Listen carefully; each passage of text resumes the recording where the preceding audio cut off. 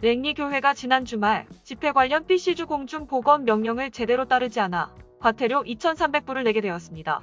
랭리 경찰에 따르면 해당 교회는 리버사이드 캘버리 채플로 종교 집회 관련해 민원을 받은 집행관이 해당 교회를 방문해 적발된 것으로 확인되었습니다.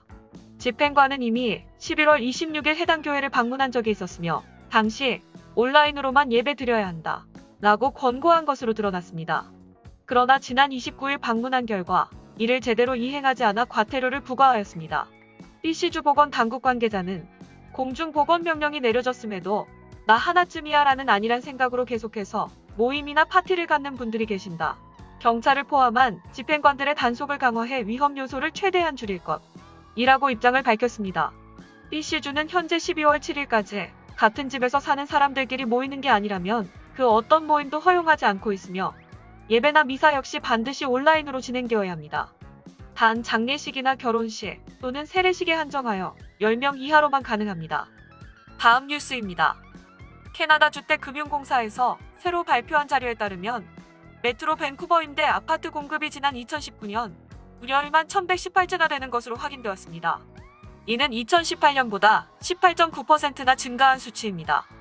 이 중 8,824채는 기존 있던 아파트가 월세 매물로 나온 것이고 2,294채는 2018년에서 2019년 사이에 지어진 아파트가 월세 매물로 나온 것입니다.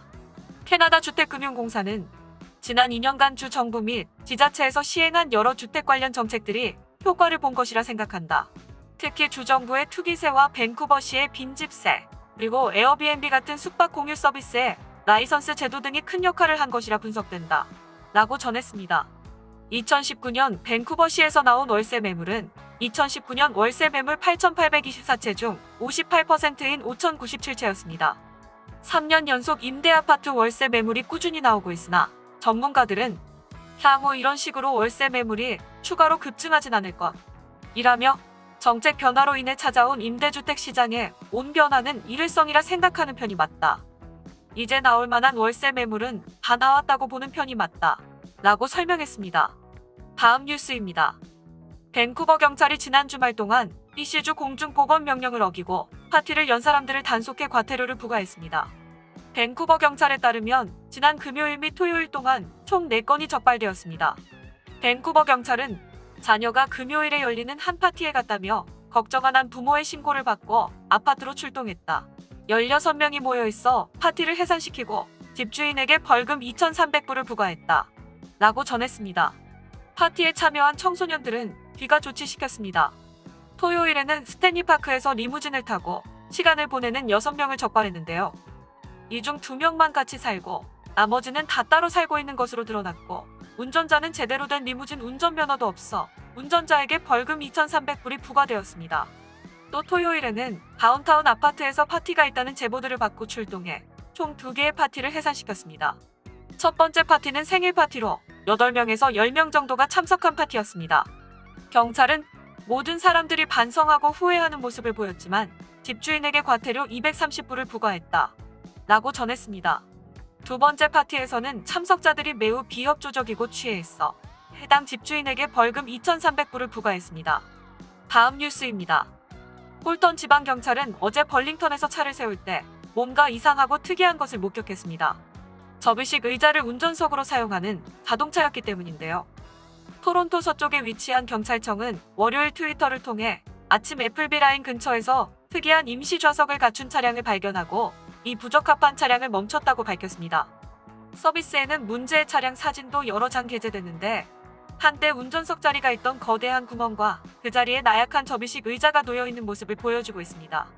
경찰에 따르면 이 차량은 견인되었고 번호판이 제거되었으며 운전자는 안전하지 않은 차량과 안전벨트가 작동하지 않는다는 이유로 법정에 서게 되었다. 라고 합니다. 하지만 홀턴 경찰에서 그 글을 우연히 접한 트위터 사용자들은 수없는 많은 질문들을 가지고 있다고 말하고 있습니다.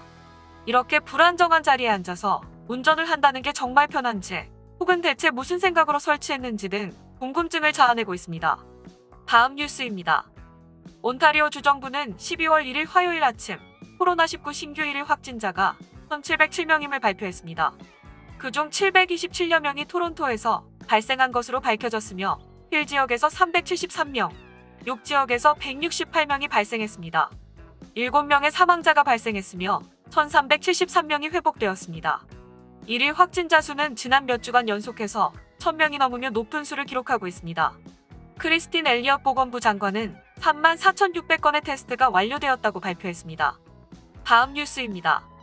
TTC는 서비스 향상과 비용 절감을 위해 첨단 기술을 시스템에 도입하는 여러 방법을 검토하고 있으며 그중 가장 흥미로운 방법 중 하나는 버스 소대라고 합니다.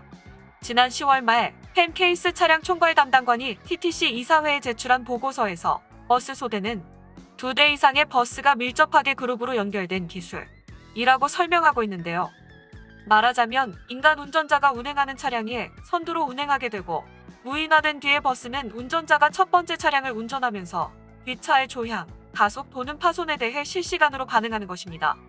보고서에 따르면 이 버스는 센서, 카메라, 무선 테더링으로 구성된 가상 연결기를 통해 연결될 것이라고 하는데요.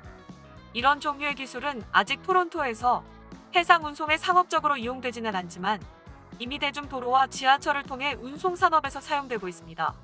그렇기에 향후 5에서 10년간은 TTC에 도입되지 않을 것으로 보이는 완전 자율주행차 이전에 이 기술을 이용할 수 있을 것으로 보입니다. 보고서에는 버스 소대 기술은 경전철에 비해 안전성이 향상되고 배기가스가 감소하며 운영 유연성은 향상되고 가봉과 운영비가 현저히 낮아지는 등 잠재적 편익들이 많다 라고 밝혔습니다. TTC 보고서에는 버스 소대 외에도 충돌을 방지하기 위한 전차 운전사 안전보조 시스템과 운전자 안전보조 시스템 제한, 차선을 변경하는 동안 27%의 확률로 발생하는 충돌을 완화하기 위한 향상된 방향지시 시스템 등이 포함되어 있습니다. 이 보고서에서는 또한 버스 내 무료 와이파이를 최종적으로 도입하는 시범사업, 코로나19 및 기타 병원균의 위험을 완화하기 위한 차량 정비 방법 등이 포함되어 있습니다. 다음 뉴스입니다. 이케아에서의 구입이 조금 더 쉬워질 것으로 보입니다. 캐나다 GTA에 위치한 일부 이케아에서는 현재 컬렉션 로커스를 제공하고 있다는 소식인데요. 이 라커를 통해 언제든지 주문한 아이템을 픽업할 수 있게 되었습니다. 이처럼 라커를 이용할 수 있게 하는 것은 북미에서 이번이 처음으로 12월 1일부로 벌링턴, 이토비코, 노스역, 본에 있는 매장에 설치됩니다. $5의 균일한 요금으로 이용할 수 있으며 온라인으로 상품을 구입하고 매장에 들어갈 필요 없이 24시간 언제든지 수령할 수 있습니다.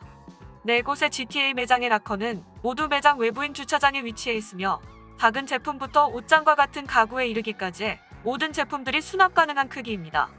현재 대면 쇼핑을 할 수 없는 이토비코와 노스욕 로케이션에 대해서는 서비스가 외부에 위치해 있고 비접촉식이기 때문에 여전히 라커를 이용할 수 있다고 밝혔습니다.